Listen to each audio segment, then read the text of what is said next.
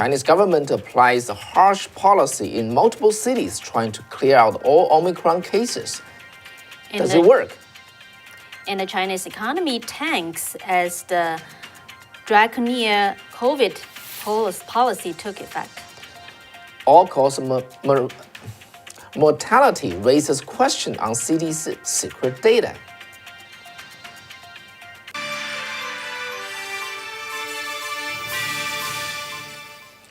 Welcome to Wei and Kathy Show. I'm your host, Wei Fang. I'm Kathy Zhang. Okay, good to see you again. Now let's talk about the main story of today. So what are we going to bring to our audience?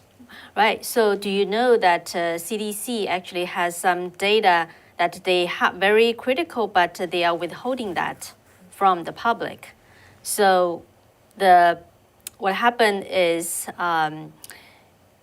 like the mortality in the group of 18 to 64 age group was 40% higher during the second half of the 2021 last year. And then during the pre-pandemic levels.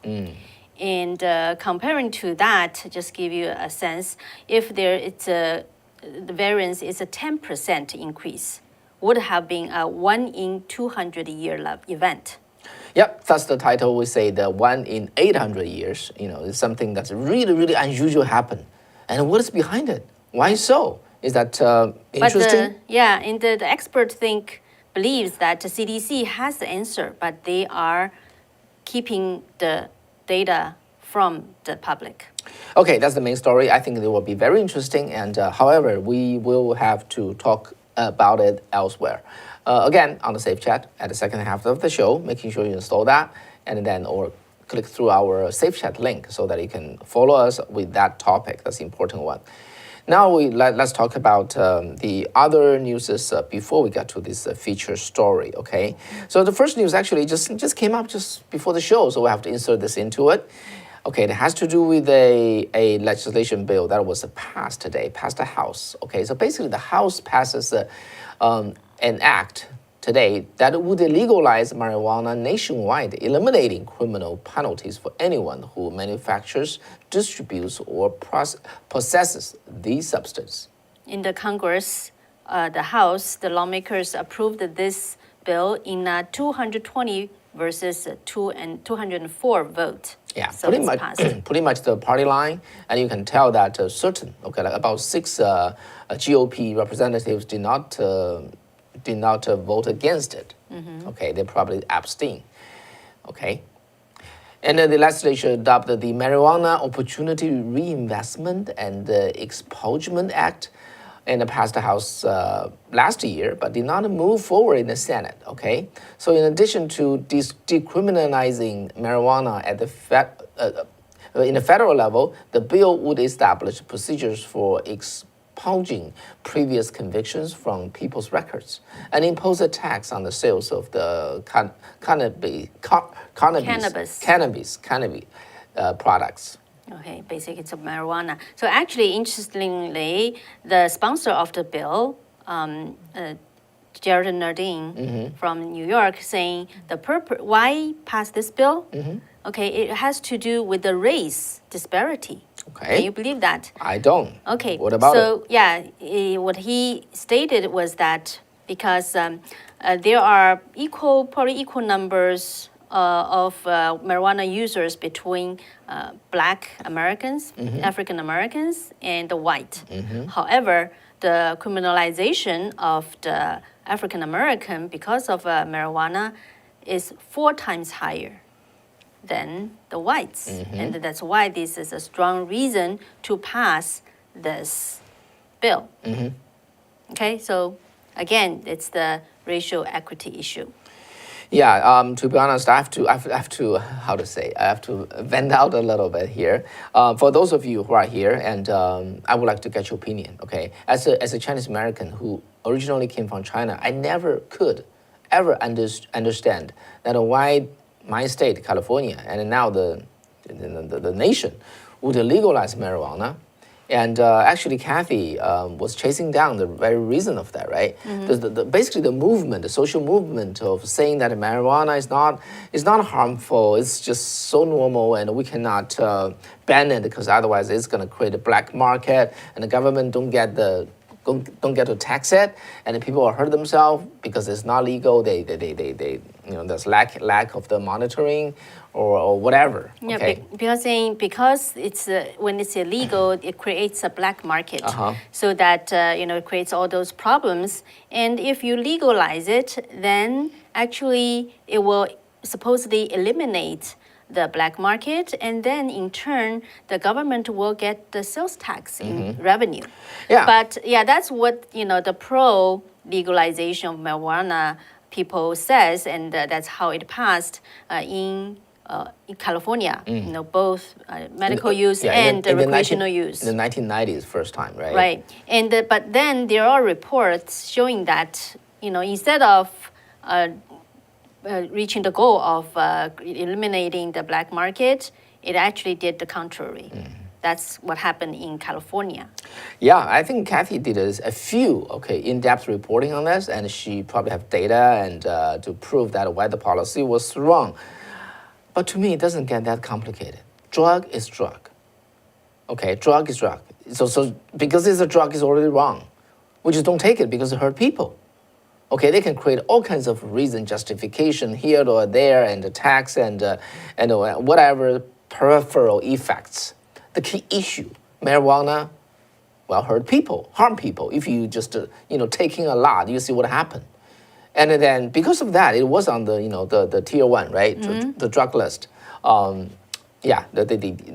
tier 1 federal drug list, and now they took it off. And just because of this reason or that reason. So in this country, we lost common sense. There's no common sense.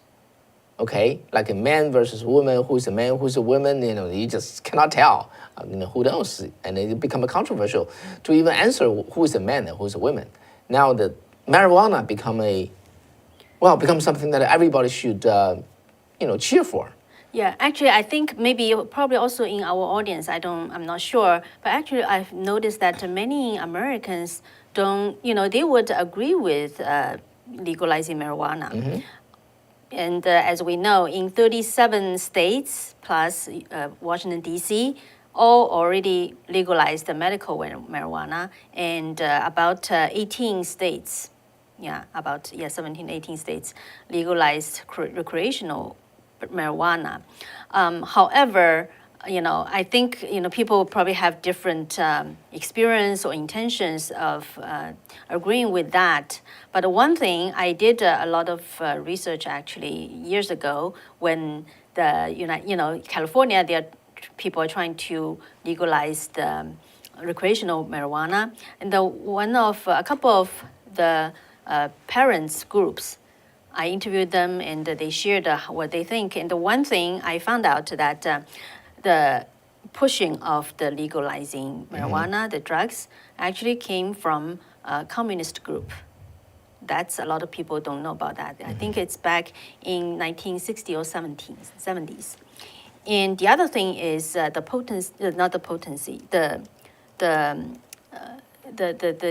very essential element in the marijuana, THC, the harmfulness, the intensity of it is very different from 30, 40 years ago comparing to today. So they really intensified this THC element in the marijuana. So it's very different from several decades ago. And the other thing is now people know the harmfulness of the fentanyl. But in my, I think actually in a lot of researches, and including my interviews of people, some of the young people, the marijuana is like the first drug they use, and then it leads to them to get more lethal drugs, including fentanyl. So it has even larger and more, kind of harm. Yeah, we got out, folks here at Hatchet, you wrote that alcohol is much more dangerous than marijuana, okay? And you also said the government should not be involved in trying to prevent people from doing harm to themselves. I'm not so sure, okay? This is really just my personal opinion, okay, Jack. So the first, alcohol is much more dangerous than marijuana. I don't know, okay? I'm not a medical profession, okay? Just to my previous knowledge or impression, okay, I have question mark over that.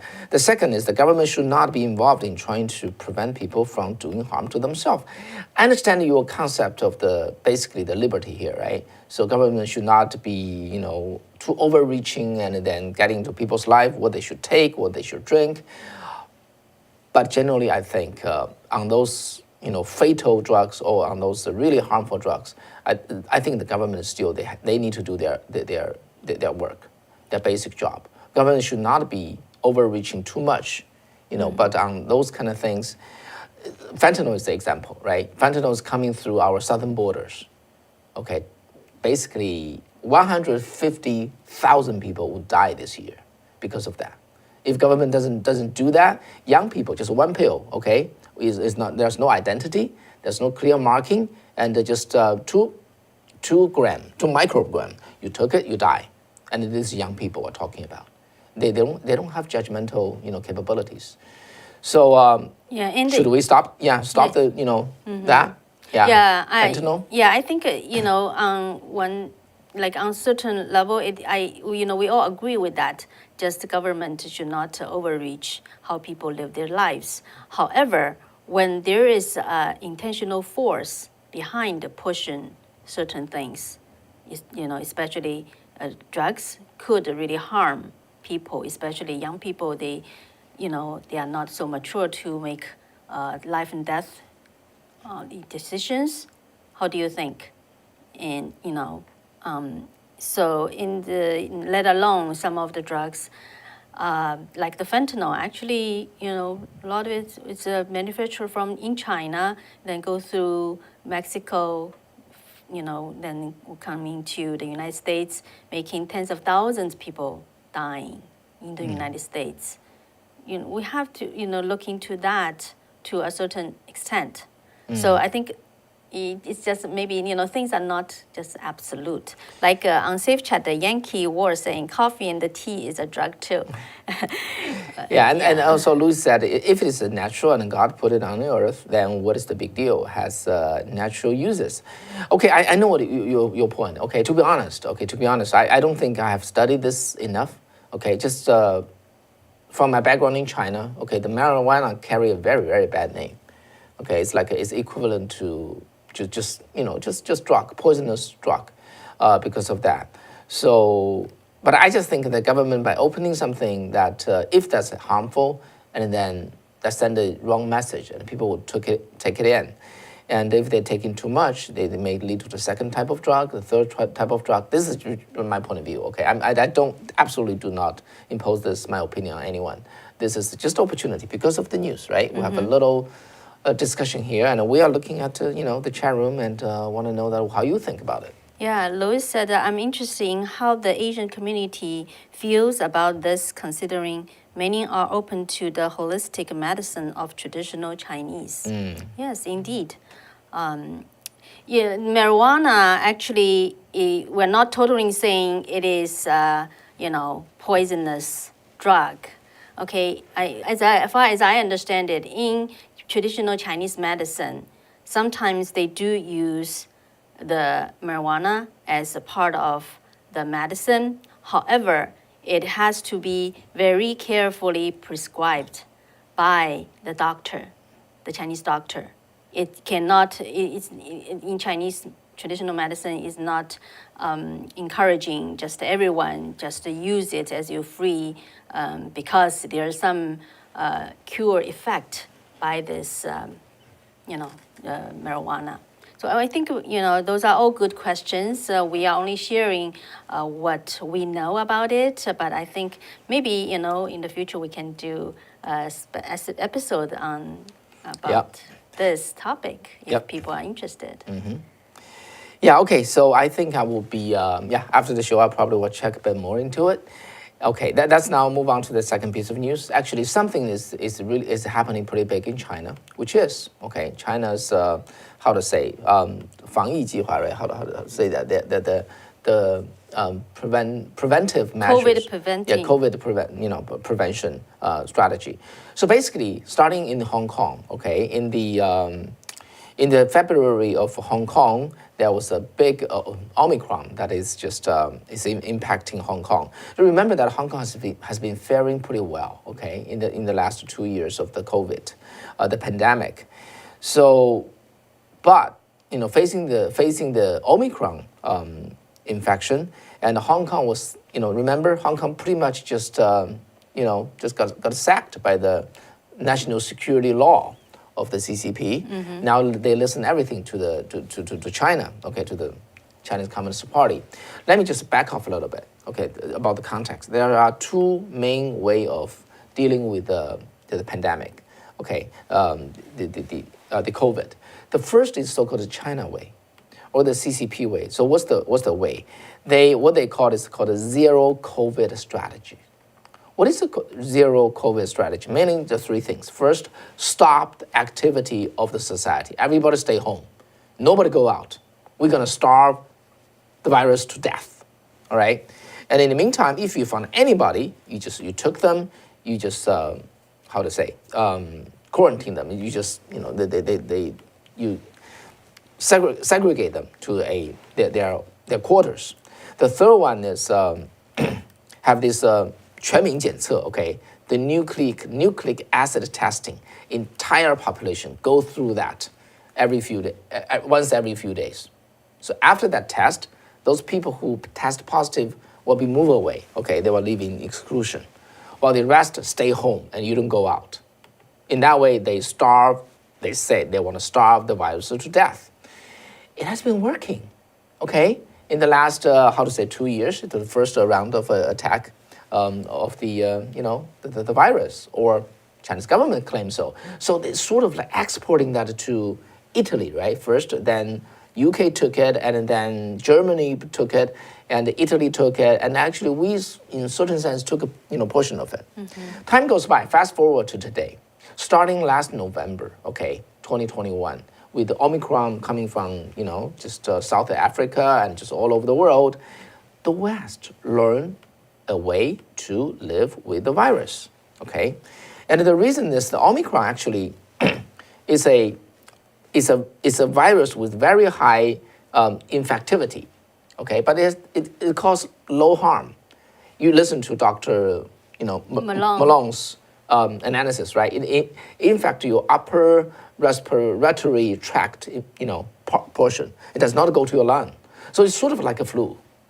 So basically, people got that a few days, they recover, they grow the immunity. Yeah, immunity of that. So this is pretty much how America open up now.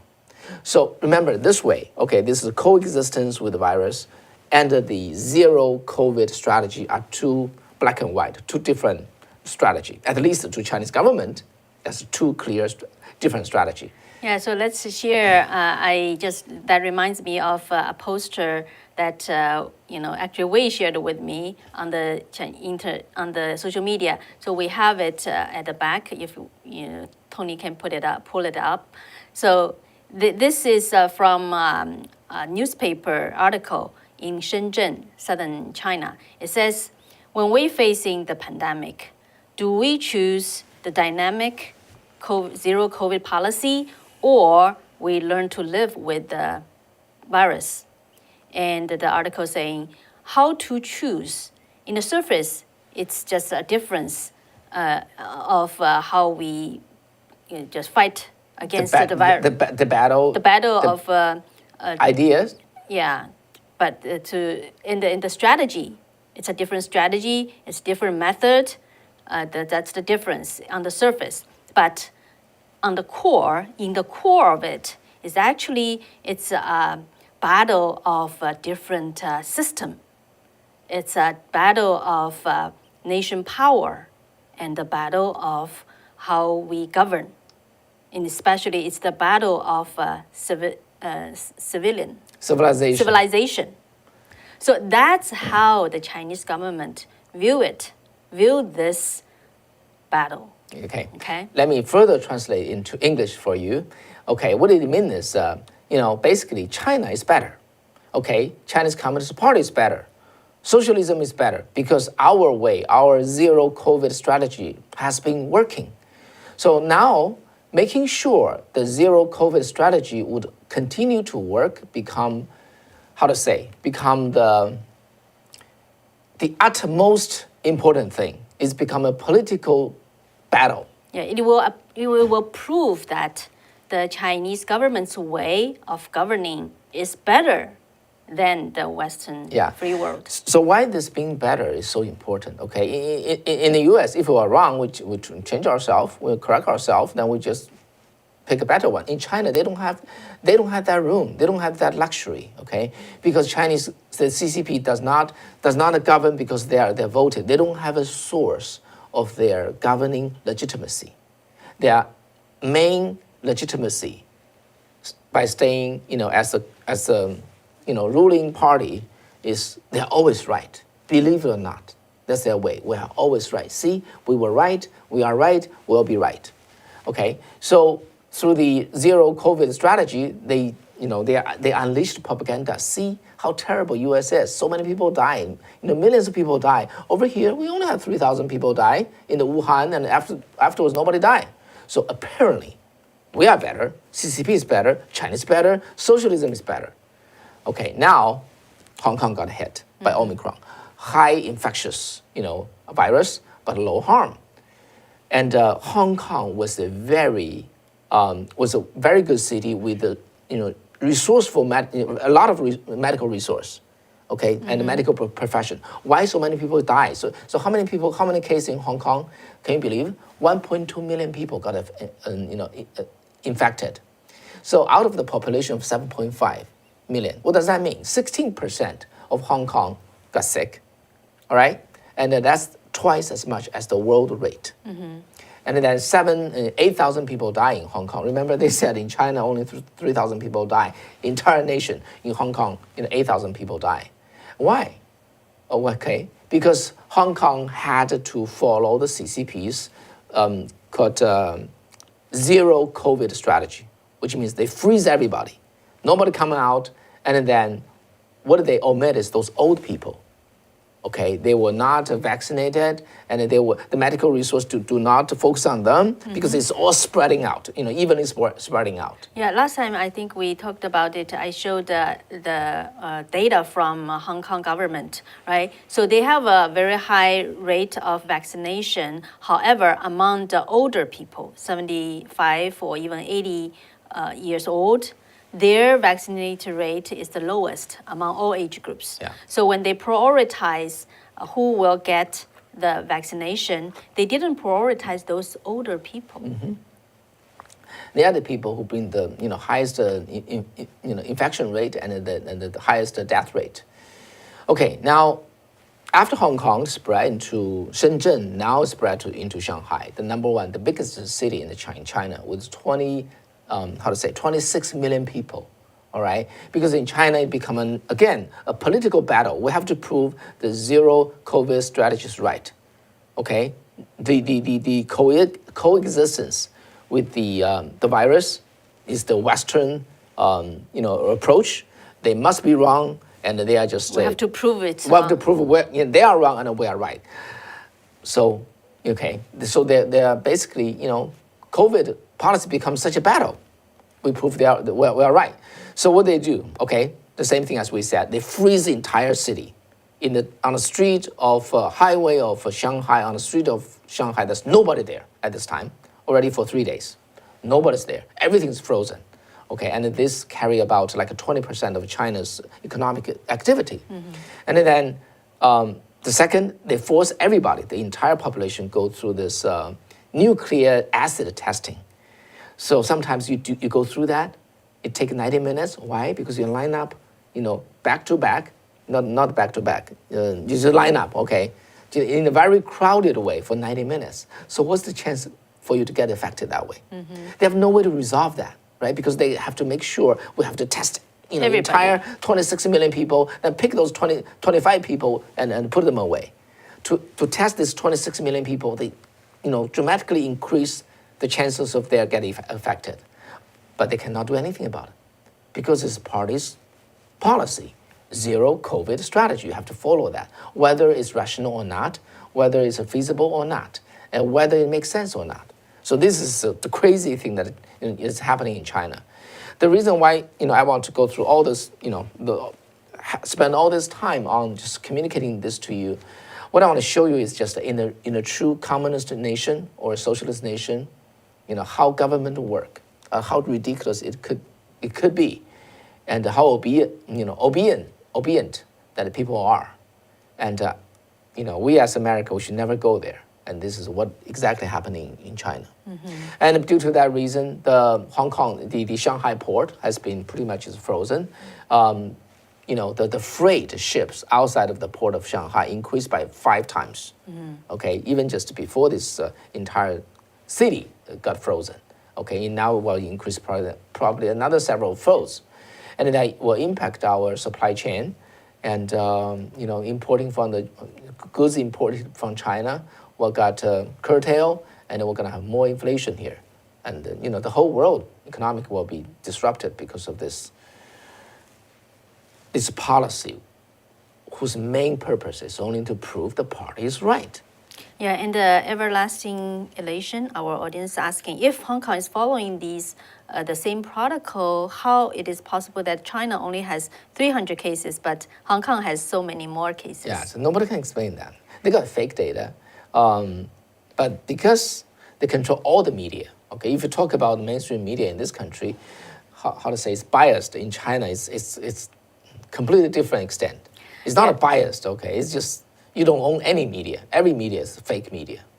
Yeah, one way I think it's possible, to guess is in China it's total control, right? The media is total control.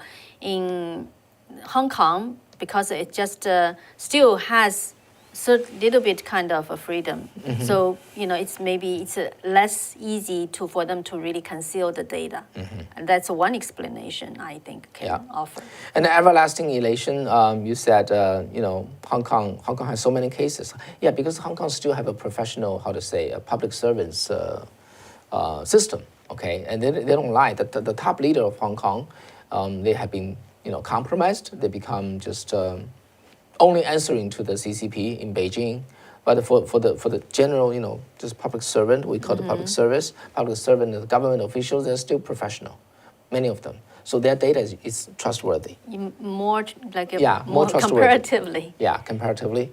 Then in China, in China they said if you read a newspaper, okay, the People's Daily. Yeah, the date of the newspaper is true. Nothing else could be, everything else could be false. You cannot trust in anything else except the date of the time on the newspaper. This is what's in China. So as a result, China's economy really tanked, and they just released the March data, economic data. The GDP just slowed down. The economy pretty much came to a halt, and all this is just artificial harm that was done to the party because the party needs to prove it is right. All right, so I don't know whether you have any comments. Joe said, take all your vitamins and the minerals, get some sunshine every day. And Louis said that Dr. Zelenko's protocol beats COVID. Yeah. And I think Louis shared that before. Yeah. So by the way, this closed down, lockdown, okay, the entire city, the Shanghai, which is happening now, has another, of course, major drawback, because think about that. Omicron is pretty much just a flu, right? As explained by the Dr. Malone. It's pretty much just like a flu. So I got a good friend. His name is Qing Peng, right? He who tweeted something, and I retweeted that thing. And the sentence was really, really interesting. He said, when you got Omicron, you better seek treatment. You better be quick to seek treatment. If you delay it, it would get cured by itself. Right? That's true, pretty much. It's true. Flu just works that way, right? But because of this flu, they freeze the entire city. actually, along with that, several other provinces, nearly like 1/10, nearly 100 million Chinese people got locked down in their own room. They cannot make a living. They cannot carry out any economic, activity, and there's a lot of suffering. People has asthma. They just died because the hospital only take care of this COVID stuff, Omicron cases. They don't take anything else because the party said we have to have zero. Dedicate all your medical resource only to that type of things. So people with a fatal illness, they got hit, they just die at the door of the hospital. There's several cases already happened in China. So a lot of, just people suffering because of this draconian policy, and which does not make sense at all because of just a flu. You have a flu, you lock down 26 million people. This is exactly what is happening in China. Okay, so that's that. So next we're going to move to this country. We're going to talk about CDC, sensitive topic. So we have to move on to Safe Chat. Can you just follow us? Go to the Safe Chat, and Kathy has researched this by quite a bit, and she will review to you that what do we have to know. Very important stuff. Okay. Yeah. We got a link posted there. In the meantime, download the app if you can. And then now let's go over there together. Okay, 1, 2, 3, go.